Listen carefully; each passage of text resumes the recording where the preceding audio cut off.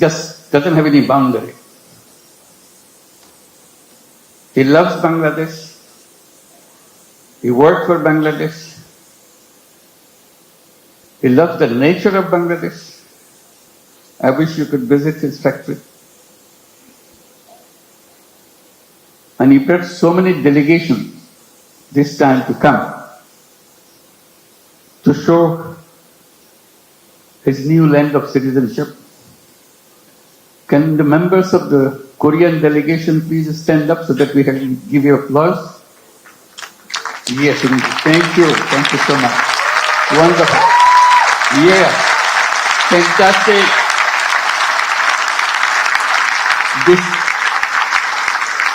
This is your home too.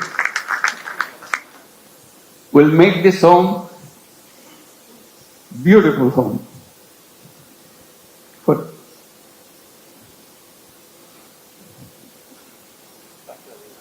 Seeing them today, it's a journey that we have made the last 50 plus years. I was just remembering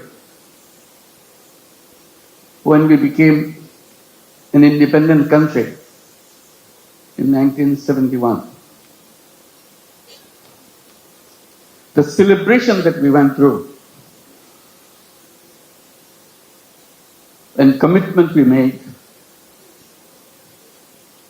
for building a new nation.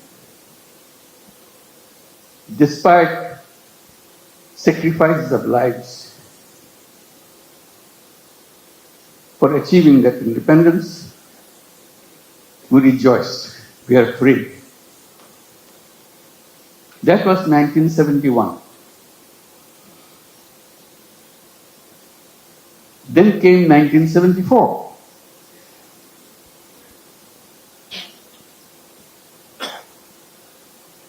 Today we are talking about 180 million people. In 1971, we were just about 1/3 of that size in population. Still the same country. 74 is a year that we cannot forget.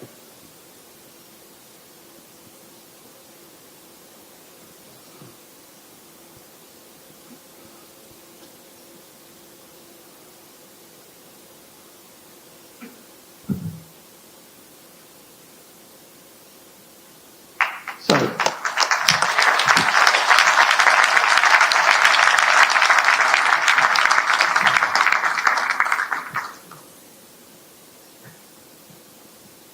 Sorry, my words. I cannot bring my word. People died of hunger. A famine throughout the country.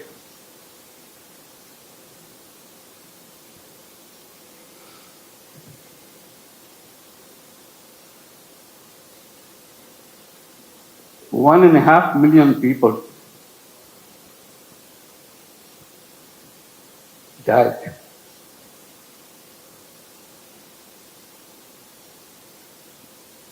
So that was the country we started with.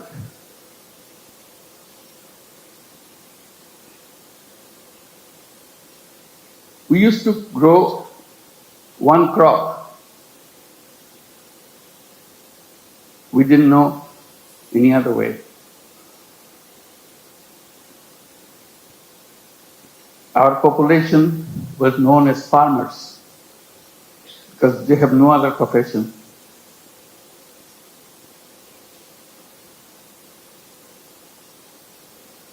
And of them,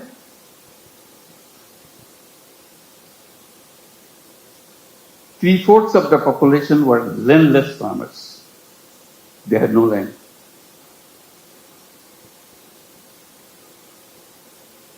They used to live in a tiny bit of land from the people who had little bit of land to make a living by one crop. If you heard the word dirt poor,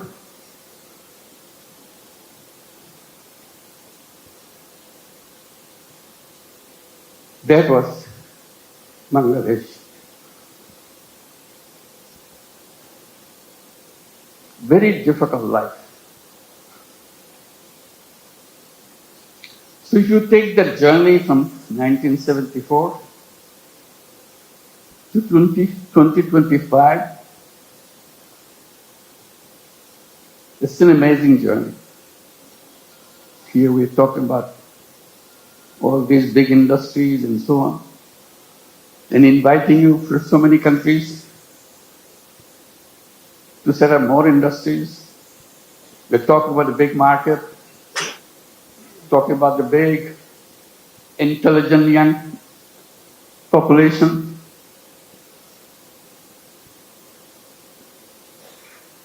That's Bangladesh.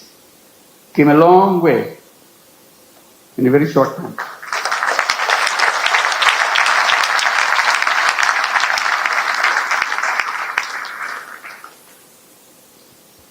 In that famine-ridden country, one little initiative came just to relieve the burden of watching what's going on. To help people to lend money, tiny little money, $2, $3, so that they can start a business, focusing particularly, specifically on women. They are the most destitute of all. That became known as microcredit. We created a bank called Grameen Bank.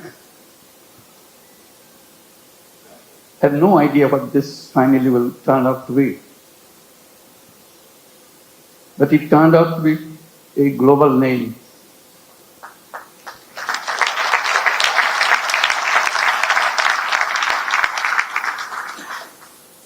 Because no matter which country you are,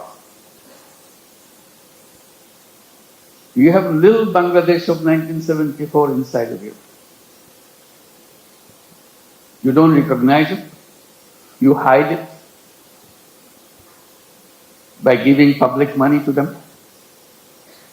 So I always raise the voice. Giving public money to poor people is no solution at all. Solution is creating the structure, framework, which can unleash the energy of the people. And microcredit was just a small effort of that.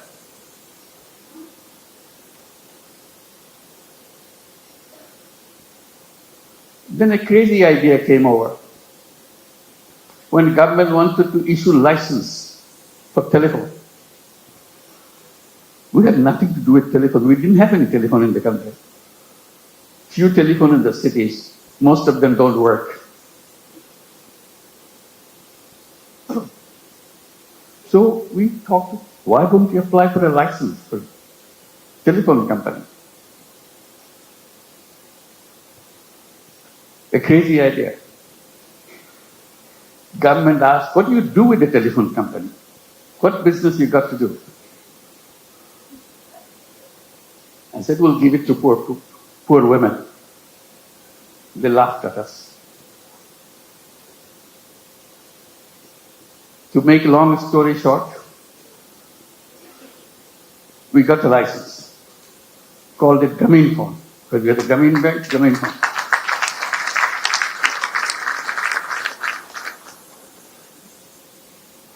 Nobody wants to partner with us because we have no knowledge, nothing. Because if Bangladesh is no place for mobile phone, there's no market for mobile phone. Who wants to be partner? So we knock at every door, international doors. Nobody wants to partner. Finally, someone I personally knew in Norway, who happens to be chairman of Telenor.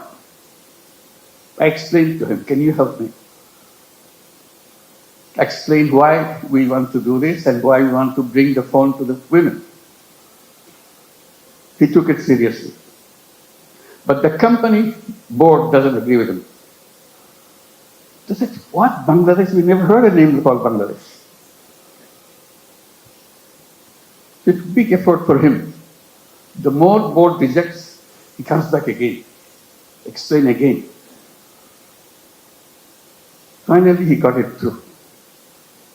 The company assessment was, at the peak of this company, you will have 200,000 users of the mobile phone in the whole country. 200,000. And you cannot make a living on this with this kind of clientele. He told me, I said, you're crazy. It will be at least 10 times more than that. That's the way I could figure. It became the largest telephone company in the country.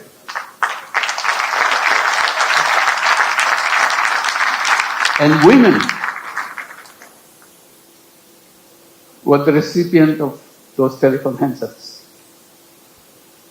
To turn them into what we call telephone ladies, sell the telephone service of the company. Men cannot apply, men cannot get the phone. Only poor women of Grameen Bank, not all women, only poor women of Grameen Bank can get a phone. Totally illiterate, has nothing to do, doesn't even know what a phone is. We train them. They started selling the service, saying, if you want to make a phone call to your son in the Middle East, in the meantime, Middle East saga began. So people wanted to talk. It became a roaring business. Soon, 100,000 women selling telephone service all over Bangladesh. It became so popular, everybody wanted to have a phone. Changed the whole company. At that time, there are other companies coming up around the world. They were focusing on their cities. The newspapers were covering us, not them. It became well known. So they started copying. For the first time, the idea came, phone have some use in the villages. They have no idea at all. The telephone has any meaning in the villages. They're all concentrated on the cities. Telephone industry globally changed.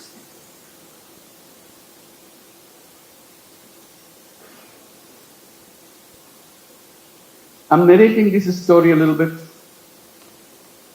because Bangladesh is a country with crazy ideas to change the world, make things happen.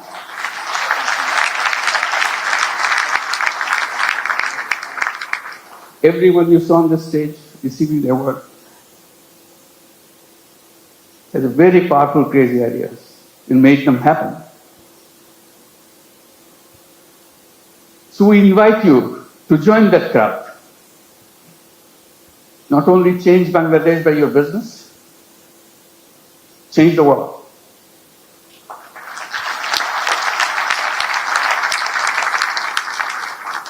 I keep reminding people, yes, you want to make profit, go ahead, make profit. Maximize as much as you can. But you can add a little piece into it. Social purpose. You don't have to get disrupted by that. It's something that you can do, you have fun.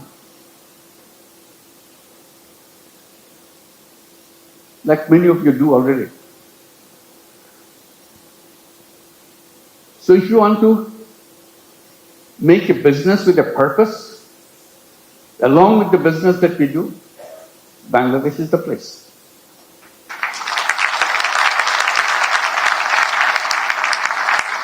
You will not know what your business will be like. Why the whole world is following you. Why suddenly you look back, how did it happen? Bangladesh makes it happen.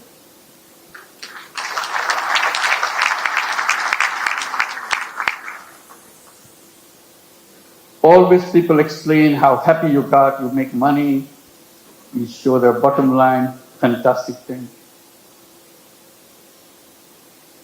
I try to add a little bit to that by saying making money is happiness, definitely, of course. But making other people happy is a super happiness.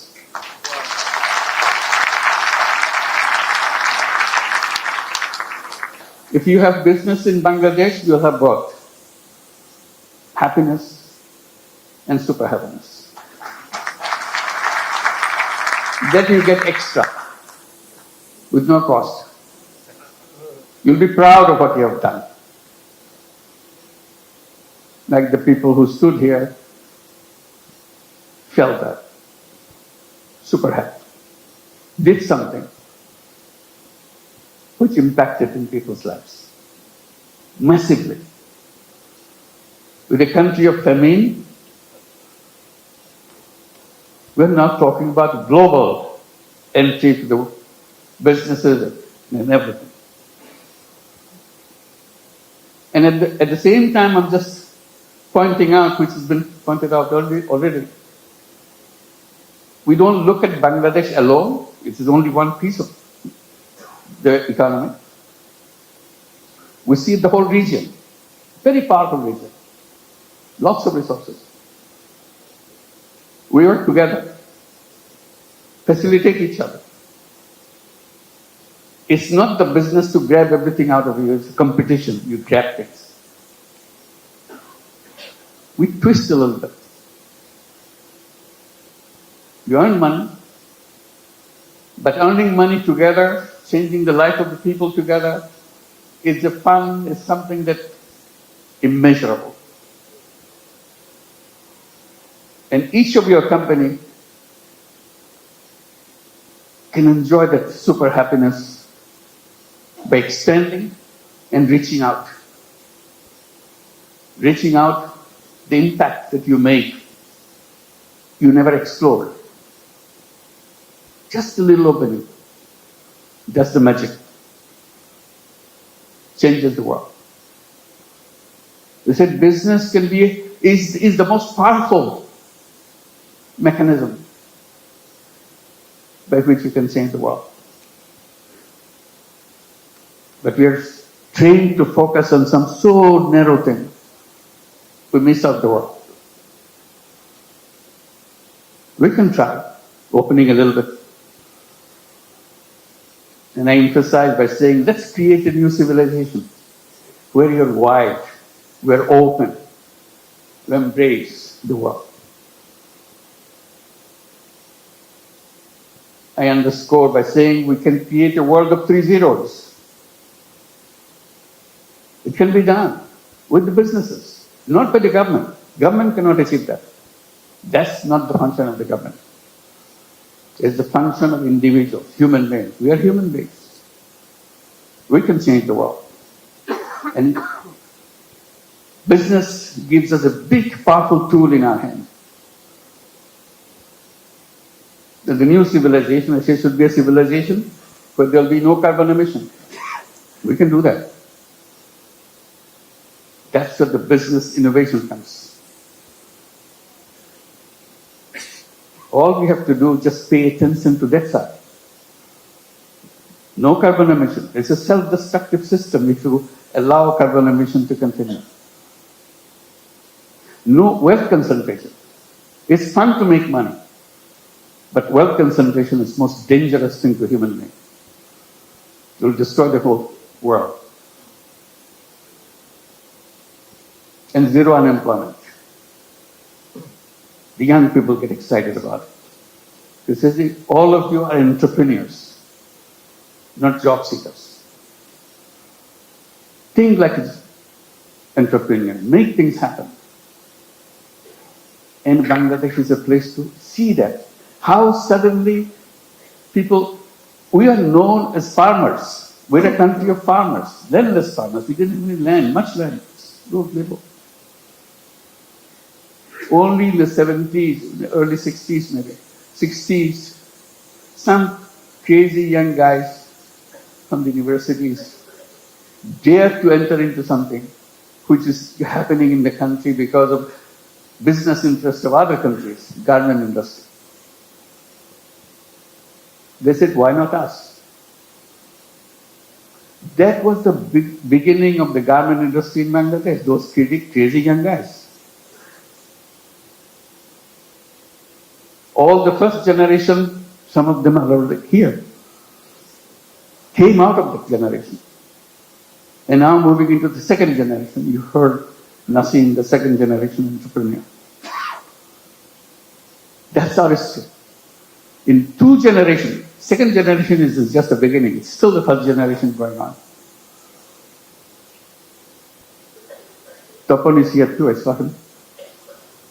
Where are you? Second generation, I'm sure.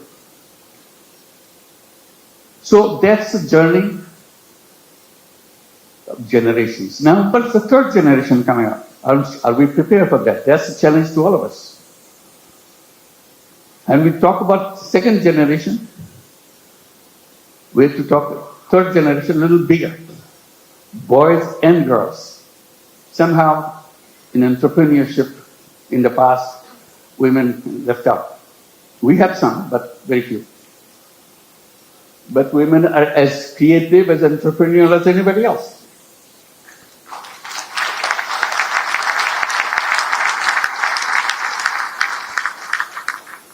Together, those young generations will change the world. They have the technology, they have the creativity, innovativeness, and problem-solving ideas.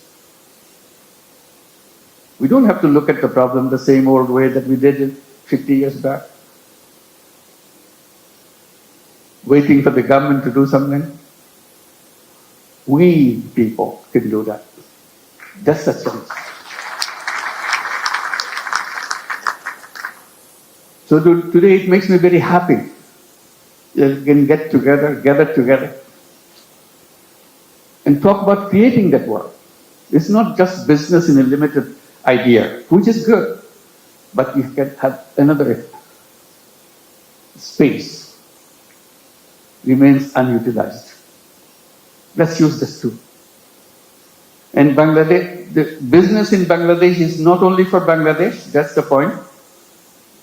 It could be for the whole world. Who ever thought that microcredit, which started in a tiny little village, now would be a prime business in the United States, in America?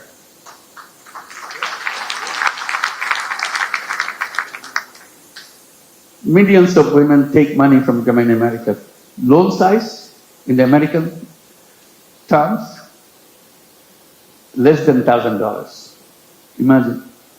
Needing less than $1,000 in the United States. Such a hassle, such an impossible thing. They get so grateful that somebody gives them. Usually $500, $600. Now the whole Gamin America became annually about $2 billion a year. In the next 4 years, it will be $5 billion a year. It's growing very fast. So little things. In that sense, Bangladesh ground is very fertile.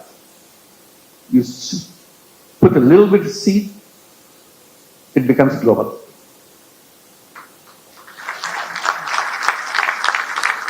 I wish I could tell all the stories that happen in Bangladesh, but I get very tempted, but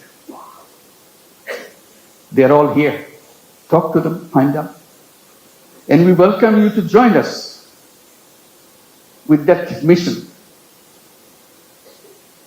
creating a new world for the whole world. Thank you very much.